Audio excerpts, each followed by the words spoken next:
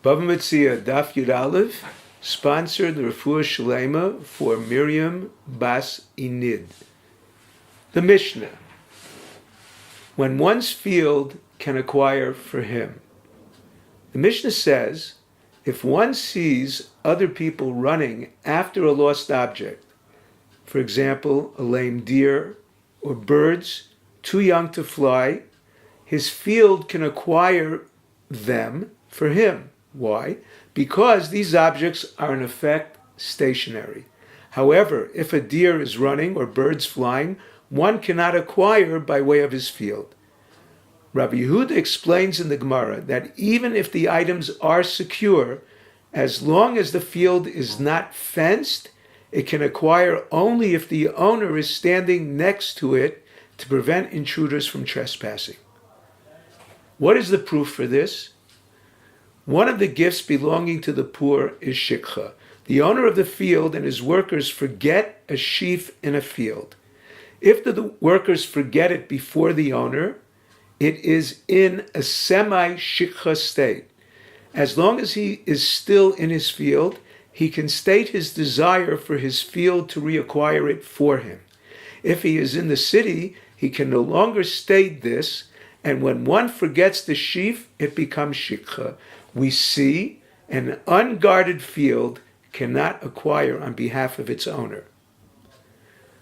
The next inyan is methods of transferring tithes to Leviim and Aniyim.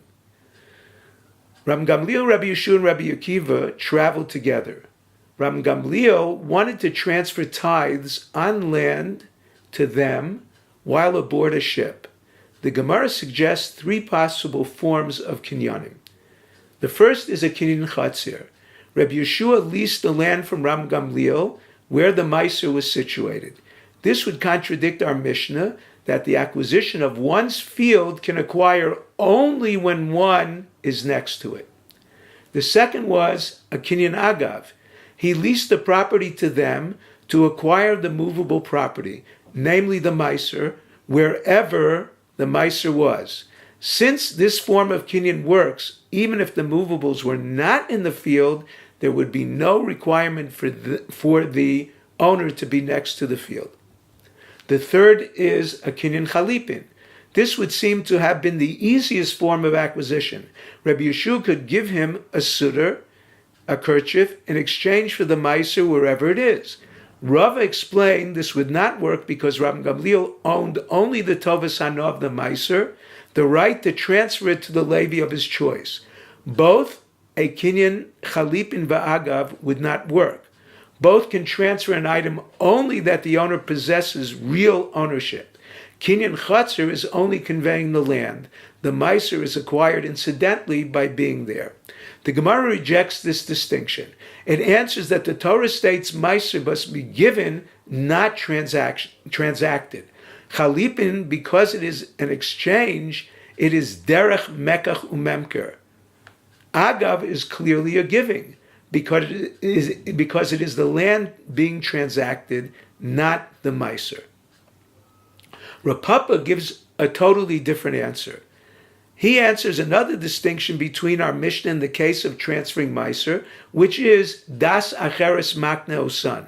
Since another person transfers the meiser, the recipient can acquire without standing next to his field. The case of the Mishnah involves acquiring hefker. Since there is no other mind transferring, he needs to be next to his field.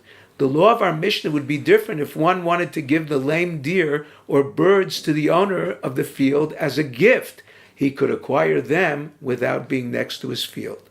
The law concerning a woman receiving her get by way of her chatzir. Number one, she has to be standing next to it. The reason is she acquires it even against her will. Number two, according to this, logically a gift should require the recipient to be next to his chatzir to indicate his consent. Therefore, in the case of the get, her chatzir cannot acquire for her as a shliach because divorce may be detrimental for her. It can only acquire as her hand. For this, she has to be there. In the case of a gift, it can function as a shliach, which does not require the recipient's presence.